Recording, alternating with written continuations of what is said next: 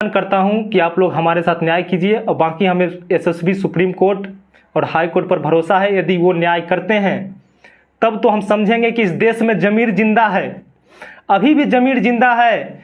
यदि supreme court और high court न्याय कर देते हैं तो अभी भी कहेंगे कि ये ज़मीर जिंदा है, नहीं तो ये देश बर्बाद हो चुका है। ये देश, हम तो ये कहेंगे, इतना फ्रस्ट्रेशन कभी जिंदगी में नहीं हुआ। ये काबिल है सर आप लोग जो भी किए हम लोगों के साथ बहुत गलत किए हैं सर।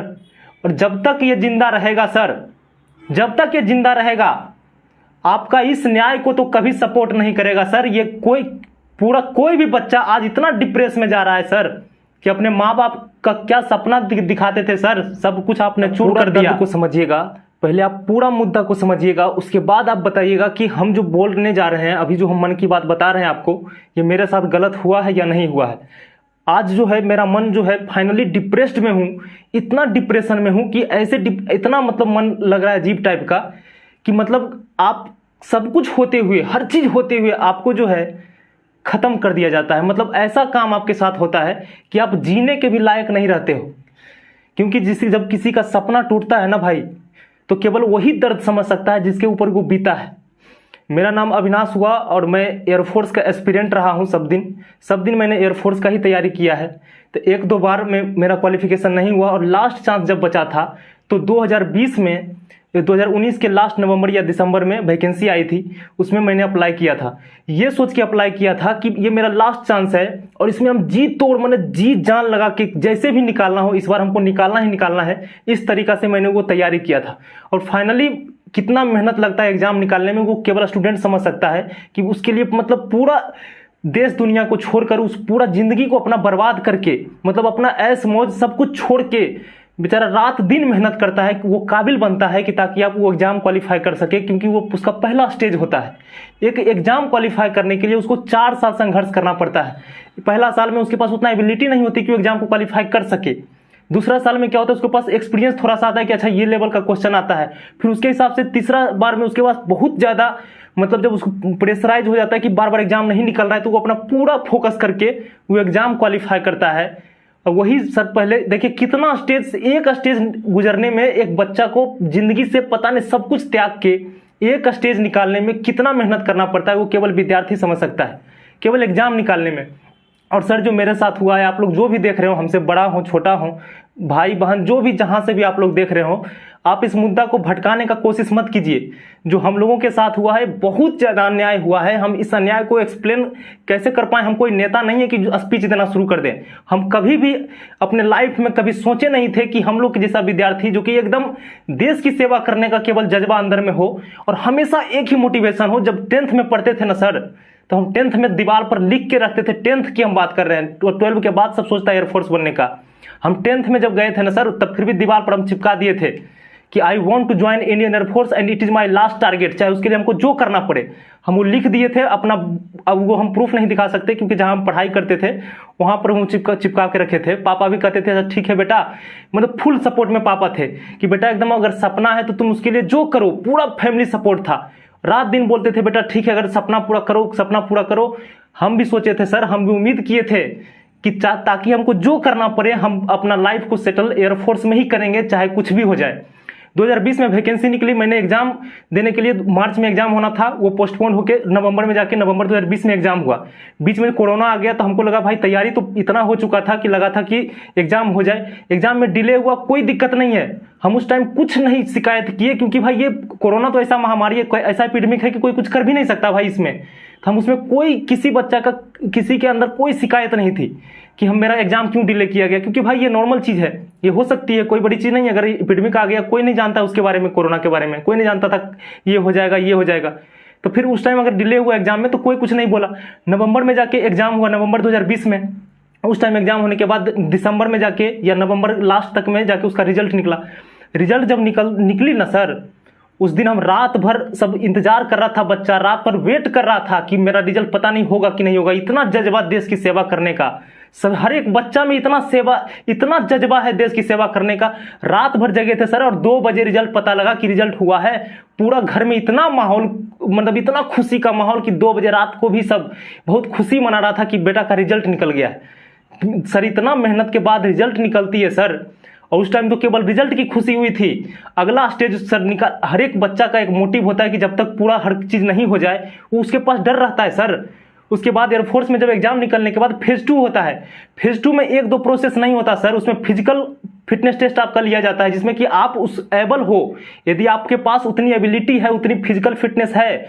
उसमें साइको टेस्ट होता है सर, एडेप्टेबिलिटी टेस्ट 1 होता है, उसमें जीडी होता है सर, ग्रुप डिस्कशन की तैयारी बच्चा कैसे करता है, गांव में रह के, घर में रह के किस तरीके से वो अपना एबिलिटी को डेवलप कर लेता है ताकि वो एक्सप्लेन किसी चीज को इंग्लिश में कर सके। उतना एबिलिटी डेवलप करने के बाद वो जाके सर मैंने फेज 2 निकालता है सर, उसमें रनिंग निकालना पड़ता है सर, उसके लिए एडेप्टेबिलिटी टेस्ट 1 निकालना पड़ता है, पीएफटी फिटनेस टेस्ट निकालना पड़ता है, पुशअप, स्क्वाट, सिटअप, कितना मेहनत करके सर फेज 2 निकलता है। फेज 2 के लिए उसके पास सोचिए कोई कितना खर्चा कर करके जाके फेज 2 का तैयारी करता है सर, जीडी का तैयारी करता है सर। कुछ बच्चे तो घर में तैयारी कर लेते हैं, जिसका बैकग्राउंड अच्छा हो उसको, वो तो घर में भी तैयारी कर लेता है सर। और कुछ बच्चे अपने 20-20 हज़ार 30-30 हज़ार करके कोर्स कंप्लीट कर करके जाके अपना प्रैक्टिस कर करके फेज 2 क्वालिफाई करता है सर। और फेज 2 क्वालिफाई जब करता है बच्चा तो उसके अंदर लगता है कि मेरा अब 70% काम हो चुका है।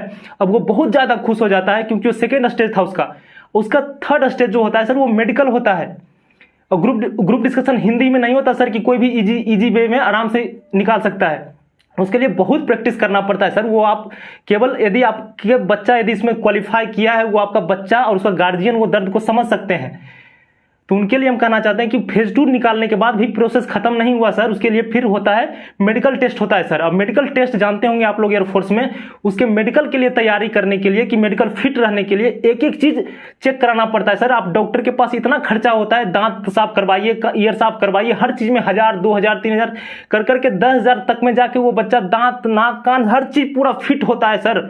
रात दिन मेहनत करके वो मेडिकल में जाके मेडिकल फिट होता है सर। उसका दर्द आप समझने का कोशिश कीजिए। वो मेडिकल फिट ऐसे ही नहीं हो जाता सर। देखिए पहला बार जब देखिए हम लोग जो है, मेरा हुआ था बीटा में हुआ था फेज 2, बीटा पटना में फेज 2 हुआ था। वहां पर जब क्वालिफाई करने के बाद वहां फिर मेरा गोरखपुर में जाके मेडिकल हुआ। गोरखपुर में मेडिकल होने के बाद सर मेरे पास अभी देखिए रेड कार्ड है। रेड कार्ड मिलने के बाद बहुत दुख होता है सर। और रेड कार्ड मिलने का मतलब ये नहीं कि वो रिजेक्ट हो गया। रेड कार्ड मतलब होता है कि आप जो है मतलब मेडिकल में आप उतनी एलिजिबल नहीं हो जितना कि उसको चाहिए, जितना उसको एलिजिबिलिटी चाहिए मेडिकल फिटनेस के लिए। तो उसमें हमको ईयर बैग्स का पॉइंट मिल गया था सर। और ईयर बैग्स का पॉइंट मिलने के बाद हमको फिर वहां से ट्रेवल करके कानपुर जाना पड़ा री मेडिकल के लिए, क्योंकि ईयरबैग्स एक नॉर्मल पॉइंट होता है सर। क्योंकि कान साफ आपका नहीं है तो वो पॉइंट आपको मिल गया। वहां पर एयरफोर्स का मेडिकल नॉर्मल नहीं होता है सर, आप लोग को हम बताना चाहते हैं। उसका मेडिकल इतना होता है कि यदि आपके अंदर लग रहा है कि थोड़ा सा भी प्रॉब्लम है तो आपको उसमें पॉइंट मिलना ही मिलना है सर। उतना टफ मेडिकल से गुजरने के बाद फिर जाके सर कानपुर में जाके हमको जाना पड़ा और वहां पर जाके हमको ग्रीन कार्ड मिला है सर। वहां पर आपने मुझे कहा है कि यू आर फिट, अब आप में उतनी एबिलिटी है, आप एयरफोर्स बन सकते हो। इस हर प्रोसेस से गुजरने के बाद आपने उसमें बोला है सर कि आप एलिजिबल हो उसमें जाने के लिए, आप में वो क्वालिटी है। हम ऐसे ही तो नहीं जा रहे थे सर। फिर आपके पास उसके बाद आपने पीएसएल लिस्ट जारी किया, जिसको आप प्रोविजनल सिलेक्टेड लिस्ट कहते हैं, जो कि 31 मई 2021 को जाके जारी हुआ। उसके बीच में कुछ डिले भी हुआ सर, तो उसमें कोई बच्चा का कहीं तक शिकायत नहीं थी। 31 मई 2021 को पीएसएल लिस्ट जारी हुआ, उसमें सर मेरा नाम आया सर। और वो भी बहुत अच्छा रैंक है सर, लगभग ऑल ओवर इंडिया में 500 रैंक है अगर हम अनफिट वाला को हटा देते हैं तब। एयरफोर्स बाय ग्रुप में हम हर चीज क्वालिफाई करते हुए इतना अच्छा रैंक होते हुए अब पूरा घर में वो माहौल आया था सर, इतना खुशी आया था सर कि हम कहां कहां घूम लिए, पूरा परिवार में पूरा घूमे कि अब हम पूरा मतलब अब मेरा 99% काम हो चुका है पीएसएल में। यदि अच्छा रैंक आ गया हो तो पूरा बच्चा में इतना मतलब इतना खुशी हुआ था ना सर कि हमको लगा था कि अब मेरा सपना जो है ना अब एकदम हकीकत में बदलने वाला है। और वो सपना भी आता था सर रात में कि अब हम जो है इंडियन एयरफोर्स है वो ब्लू यूनिफॉर्म, क्या सर जज्बा होता है, क्या जुनून होता है अंदर में जाने का सर। फिर पीएसएल लिस्ट में जब आया पीएसएल लिस्ट, बहुत ज्यादा खुशी हुआ। पूरा घर परिवार एकदम मिठाई बांटे, सब घर में पूरा खुशी था उस दिन, पूरा बहुत ज्यादा खुशी, पूरा परिवार में खुशी था। हर जगह मिठाई बांट दिए कि अब मेरे पास 99% काम हो चुका है। अब बस 10 दिन के बाद ज्वाइनिंग आने वाला है, जिसको हम लोग इनरोलमेंट लिस्ट बोलते हैं सर। इनरोलमेंट लिस्ट यानी कि बस आपको ज्वाइनिंग को ही इनरोलमेंट लिस्ट बोला जाता है एयरफोर्स में। इनरोलमेंट लिस्ट में सर 10 दिन के बाद पीएसएल लिस्ट 31 मई 2021 को जो आया था, उसके 10 दिन के बाद 10 जून को आने वाला था 10 जून 2021 को इनरोलमेंट लिस्ट, उस दिन का बच्चा बेसब्री से इंतजार कर रहा था। हम लोग 7-8 हजार बच्चा जाने वाले थे सर, पूरा बेसब्री से इंतजार था कि एकदम हम लोग अब जाएंगे। पूरा सब कुछ तैयारी कर लिया था सर, हर चीज का तैयारी कर लिया था पूरा, जो बैग खरीदना था, ये खरीदना था, वो खरीदना था, सब कुछ खरीद लिया। पूरा खुशी का माहौल बन गया था घर में सर। और 10 दिन के बाद एक नोटिस आता है कि आपको 26 जुलाई को, 10 जून में ना आकर 26 जुलाई को आएगा। 26 जुलाई तक भी हम लोग वेट किए सर, सोचे कि 10-15 दिन डिले हो गया तो कोई बात नहीं है, 26 जुलाई को हम लोग वेट कर लेते हैं, कुछ दिन और वेट कर लेते हैं। खुशी कुछ दिन पहले नहीं सही, कुछ दिन बाद ही मिले, लेकिन मिलना चाहिए। हम लोग सर इतना खुश थे सर कि 26 जुलाई तक, और लग रहा था बेसब्री से इंतजार कर रहे थे, बहुत बहुत बेसब्री से इंतजार कर रहे थे सर। और इतना, जब उस दिन 26 तारीख जब आया सर, तो उस दिन पूरा बच्चा दिन भर उसी साइट को देखते रहता। CASB का साइट होता है, airman selection centre, sorry CASB का साइट होता है। उसमें जो है लिखा हुआ रहता है कि सेंट्रल एयरमैन सिलेक्शन बोर्ड के थ्रू आप जो है ज्वाइन कर सकते हैं, मतलब उसके वही साइट पर सब कुछ बता रहा था, ऑफिशियल वेबसाइट है वो। उस पर सर हम लोग पूरा चेक किए। 26 तारीख को हम पूरा दिन रात, सब बच्चा 8-10 हजार बच्चा सर जो इनरोलमेंट का वेट कर रहा था, वो पूरा दिन रात लगा हुआ था उसमें। और 11 बजे तक, 11 बजे रात तक कोई नोटिस नहीं आया। बच्चा का उम्मीद टूट रहा था सर उस टाइम। उसके बाद 11 बजे के कुछ मिनट में जाके नोटिस आया कि आप लोग का ड्यू टू एडमिनिस्ट्रेटिव रीजन आपका डिले किया जा रहा है, कुछ दिन डिले किया जा रहा है। और ना ही कोई ऑथेंटिक डेट दिया गया था कि इस तारीख को आने वाला है। और उस तारीख से सर, जिस दिन 26 जुलाई 2021 को जो सब बच्चा को थोड़ा सा दुख हुआ कि कम से कम कोई डेट तो दे दिया जाता कि कब आने वाला है, ड्यू टू एडमिनिस्ट्रेटिव रीजन और कोविड पेंडेमिक करके, जबकि कोविड पेंडेमिक उस टाइम खत्म हो चुका था पूरी तरह से, हर काम, हर जगह, हर चीज हो रहा था। नेवी में ज्वाइनिंग हो रहा था। उसके हम लोग के ज्वाइन कराने से पहले रैली के थ्रू, जिसमें कि 99% यदि आपका मैट्रिक इंटर में है उसको लिया जाएगा, तो उसमें तो हम लोग भर भी नहीं सकते थे सर। उसके पहले आप लोग रैली करवा के फिर उसका ज्वाइनिंग करवा के आप लोग ले गए। उसमें भी कोई शिकायत नहीं है कि भाई हम लोग का काम हो सकता है पीछे हो, लेकिन देर से हो, लेकिन ठीक से होगा, कोई दिक्कत नहीं है। उसके पहले आप लोग रैली वाले को भी ले गए सर। वो जितना उसमें काबिलियत है, क्या हम लोग में उतनी काबिलियत नहीं है? क्या हम लोग उतना मेडिकल फिट नहीं है सर? हम लोग भी उतना काबिल थे सर। आप ही ने सिलेक्ट किया है, आपको भी, आप भी उतना, उसको भी ग्रीन कार्ड देते हैं, आप उसको भी अगर मेडिकल फिट नहीं है तो रेड कार्ड देते हैं। आप हर चीज को, सब कुछ होते हुए बस ज्वाइनिंग बस देना था आपको सर। और आप 26 जुलाई 2021 को इतना दुख हुआ। उसके बाद से सर हम लोग साल भर हर एक महीना बच्चा को अपडेट किया जा रहा है कि आप लोग जो है, मतलब हर एक महीना की आपके नोटिस मैंने आने वाला है, आपका एनरोलमेंट लिस्ट आने वाला है, हर एक महीना update due to administrative reason. सुन के दिमाग पक गया। और 4-5 महीना भी नहीं सर, साल भर, पूरी साल भर तक हम लोग जो है हर एक महीना मन को जो, क्या बोले सर, हम लोग बोल नहीं सकते हैं सर। एक महीना रहता तो अलग बात है सर, साल भर हम लोगों ने इतना, मतलब डिप्रेशन ऐसा बोलिए सर कि पता नहीं क्या हो रहा है, हर महीना पता नहीं क्यों आ रहा है। कोई रीजन, ऑथेंटिक रीजन ढूंढने का खूब प्रयास किया गया, कुछ नहीं बताया गया कि क्यों लेट हो रहा है, क्यों हो रहा है, कुछ नहीं। बच्चा आंदोलन तक किया है सर, इतना लेट किया जा रहा था कि बच्चा डिप्रेशन में जाके आंदोलन किया है सर, दिल्ली में जाके धरना तक दिया है सर। धरना देने के बाद, धरना देना तो अलग बात है सर, आप लोग रक्षा मंत्री राजनाथ सिंह से सब बच्चा जाके मिल चुका है। उनका भी कहना था बस 2 महीना वेट कर लो बेटा, 2 महीना के बाद आपको सब कुछ आ जाएगा। बच्चा समझ गया कि ठीक है। अब जब राजनाथ सिंह बोल दिए, भारत के SSB रक्षा मंत्री राजनाथ सिंह यदि बोल दिए है इस बात को, तो पूरा दुनिया को क्या, पूरा इंडिया को क्या, पूरा बच्चा तो खासकर हम लोग तो खैर नवयुवक हैं सर, हम लोग के पास उतना दिमाग भी नहीं है कि मतलब कितना खुशी मतलब हुआ कि जब रक्षा मंत्री बोल दिया। आप पर तो इतना विश्वास था सर कि यदि आप जब बोल दिए 2 महीना, तो 2 महीना बहुत खुशी से बीता सर कि 2 महीना में आने वाला है।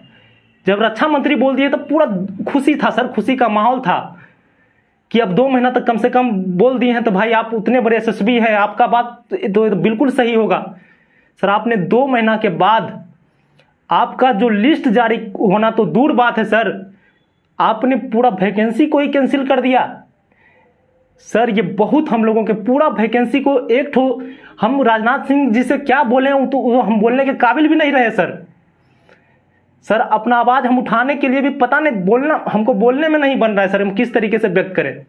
उनके सामने तीनों ऑफिसर्स को बैठाकर, जो कि एयरफोर्स के चीफ हैं, आर्मी के चीफ हैं, नेवी के चीफ हैं, तीनों को बैठाकर, और ये इतना गलत डिसीजन देना कि पिछले वैकेंसी को सर हम लोग BR चौधरी, जो कि एयरफोर्स के चीफ, एयर चीफ मार्शल हैं, एयरफोर्स के चीफ हैं, उनको कम से कम इतना बड़ा ऑफिसर्स आप हैं सर, आपके पीछे आप पर पूरा इंडिया में जितना भी एयरफोर्स के एस्पिरेंट हैं और जितना भी मतलब एयरफोर्स में वर्कर हैं या जो भी मतलब एयरफोर्स में फौजी का काम कर रहे हैं, जो भी मतलब देश की सेवा कर रहे हैं, सर सबका हेड है आप। सर आपको इतना भी समझ नहीं था, आपको हम बोल रहे हैं सर, डायरेक्ट बोल रहे हैं, क्योंकि आपने लाइफ बर्बाद कर दिया है सर, और आपने ऐसे बच्चा का लाइफ बर्बाद किया है जो कि जान देने के लिए भी तैयार था देश के लिए। सर आपको इतना भी मतलब इतना भी थोड़ा सा मतलब सोचने वाली बात है, कैसे आप ऑफिसर्स वाला डिसीजन लेते होंगे सर? हमें तो सस्पिशन हो रही है आप पर कि आप मतलब जो भी रक्षा मंत्री मतलब यदि आपको गलत सजेशन दे रहे हैं तो आप लोग कैसे उनका बात मान लिए आप? सर देश को आप लोग कमजोर कर रहे हैं सर, देशभक्ति खत्म कर रहे हैं आप लोग देश को बर्बाद कर रहे हैं सर। आप लोग हम लोग पर रहम कीजिए सर। ये कैसे आप डिसीजन ले लिए कि अब जो भी प्रक्रिया होगी पीछे वाले को खत्म करके अब जो भी होगी अग्निवीर के थ्रू होगी? भाई हम अग्निवीर का सपोर्ट करते हैं सर, हम अग्निवीर से हमें कोई लेना देना नहीं है। आप लोग जो भी स्कीम लाए हैं हम उसका समर्थक हैं, लेकिन सर आप लोग इतना सब कुछ करवा के सर 3 साल तक आप लोगों ने मुझे इतना परेशान सब बच्चा को किया है सर। कम से कम इसमें 8-10 हजार बच्चा है।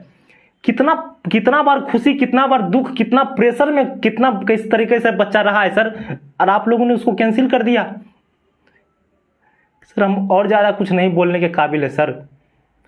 सर आप लोग जो भी किए हम लोगों के साथ बहुत गलत किए हैं सर, और जब तक ये जिंदा रहेगा सर, जब तक ये जिंदा रहेगा आपका इस न्याय को तो कभी सपोर्ट नहीं करेगा सर। ये कोई भी बच्चा आज इतना डिप्रेस में जा रहा है सर कि अपने माँ बाप का क्या सपना दिखाते थे सर, सब कुछ आपने चूर कर दिया।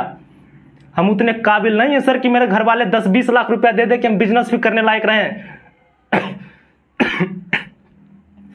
हम अब कुछ नहीं बोलने के काबिल है सर। आप लोग से बस इतना ही विनती है सर कि आप लोग जो भी डिसीजन लेते हैं, आप लोग पर हमें बहुत भरोसा था, बहुत ज्यादा, कि आप लोग देश को चला रहे हैं, आप लोग बहुत काबिल हैं। लेकिन आप लोगों ने हम लोगों को 7,000-8,000 बच्चा का ज्वाइनिंग कैंसिल करके और 1.5 लाख उधर आर्मी वाले बच्चे को सब कुछ करवा के, मतलब रनिंग करवा के, मेडिकल करवा के, आप उस सब बच्चा को भी आप लोग कैंसिल कर दिए हैं। ये कहाँ का न्याय है सर? हमें न्याय चाहिए।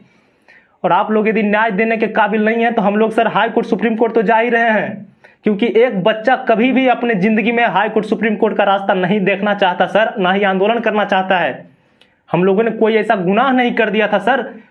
आज हमको वीडियो भी बनाना पड़ रहा है तो बहुत दुख के साथ बनाना पड़ रहा है कि हम ऐसे देश में रहते हैं जहां पर न्याय के लिए भीख मांगना पड़ता है, मतलब न्याय मिलता नहीं है, मतलब इतना गलत डिसीजन लिया जाता है। हम लोग किस तरीके से झेलते हैं अपने जिंदगी में, कैसे झेल रहे हैं, कैसे रह रहे हैं सर। हम लोग तो सब्जी बेच के भी जिंदा रह सकते हैं सर, लेकिन अगर ऐसा डिसीजन लीजिएगा तो देश बर्बाद हो जाएगा सर। एक भी बच्चा को कभी इंडियन एयरफोर्स की वेबसाइट या किसी चीज पर, किसी भी डिसीजन पर भरोसा नहीं रहेगा। देश के हर एक किसी भी ऑफिशियल साइट पर भरोसा नहीं रहेगा, और ऐसे डिसीजन लीजिएगा सर तो कैसे न्याय होगा, कैसे देश चलेगा सर? आप लोगों ने बहुत गलत डिसीजन लिया है। यदि नहीं विश्वास है कि आपने बहुत सही डिसीजन लिया है तो आप लोग जवाब क्यों नहीं दे रहे थे सर उतना दिन से, जब हम आंदोलन कर रहे थे तब? कि रीजन आप हम लोग को 1.5 साल 2 साल क्यों बर्बाद किए सर? 3 साल पहले हमको, 2 साल पहले जब PSL लिस्ट जारी हुआ उस टाइम ही बता देते कि हम लोग बाबू हम लोग नहीं ले सकते आपको, हम एकदम काबिल नहीं है, देश बर्बाद हो गया, हम पैसा नहीं दे सकते, हम ये नहीं दे सकते सर। फ्री में काम करने के लिए तैयार थे सर, देश की सेवा फ्री में करने के लिए तैयार थे। फ्री में आप साल भर खटवाते, कोई दिक्कत नहीं है सर। यहाँ जुनून पैसे की होती ना सर तो सब्जी बेच के भी हम कमा सकते थे सर, लेकिन आपने वो सपना तोड़ा है, ऐसे बच्चे का सपना तोड़ा है जो कि आपको जिंदगी में कोई माफ नहीं करेगा सर। हम यशस्वी अपने देश के प्रधानमंत्री नरेंद्र मोदी जी से और राजनाथ सिंह जी जो कि आप रक्षा मंत्री हैं, और हमारे सभी एयरफोर्स के चीफ VR चौधरी जी, हम सभी जितने समस्त नेतागण, हमारे जितने भी भाई बंधु, सभी से एक निवेदन करते हैं कि सर हमें ऐसा मत कीजिए सर। हमारे जो पीछे वाले वैकेंसी है उसको कम से कम आप कंप्लीट कर दीजिए सर। आगे का प्रोसेस का हम समर्थन करते हैं सर।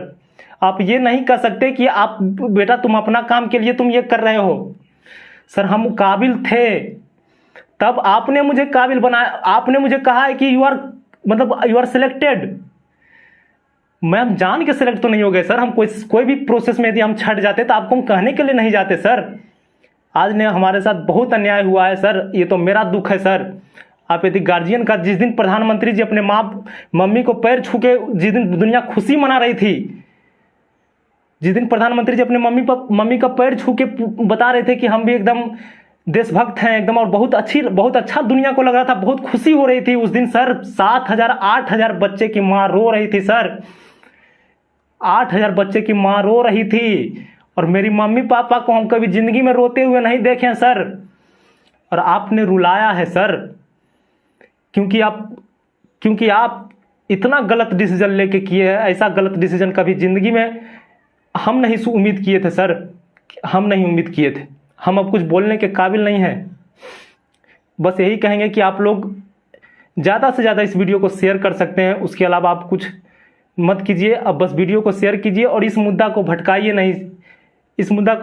नहीं, क्योंकि आज मेरे साथ हो रहा है, आप कल आपके बेटा के भी साथ हो सकता है, आपके भाई के भी साथ हो सकता है, आपके बहन के भी साथ हो सकता है, किसी के साथ भी हो सकता है। और उस दिन आवाज उठाने के लिए कोई रहेगा नहीं।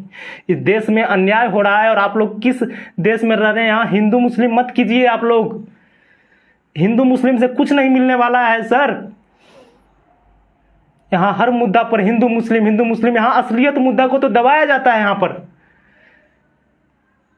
मैं ज़्यादा नेतागिरी नहीं करूँगा, और बस निवेदन करता हूँ कि आप लोग हमारे साथ न्याय कीजिए। और बाकी हमें एसएसबी, सुप्रीम कोर्ट और हाई कोर्ट पर भरोसा है। यदि वो न्याय करते हैं तब तो हम समझेंगे कि इस देश में ज़मीर जिंदा है, अभी भी ज़मीर जिंदा है। यदि सुप्रीम कोर्ट और हाई कोर्ट न्याय कर देते हैं तो अभी भी कहेंगे कि ये ज़मीर जिंदा है, नहीं तो ये देश बर्बाद हो चुका है। ये देश, हम तो ये कहेंगे, इतना फ्रस्ट्रेशन कभी जिंदगी में नहीं हुआ।